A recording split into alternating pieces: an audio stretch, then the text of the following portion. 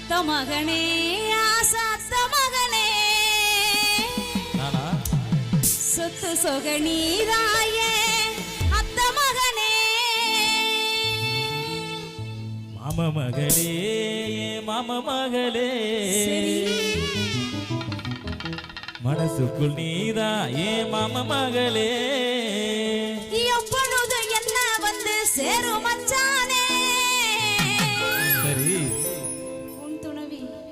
சொல்லிரவா சொல்லுங்க சொல்லுங்க உன் துணவி அவளை என்று எழுதி வச்சானே எப்பொழுது என்ன வந்து சேரு ரத்தினமே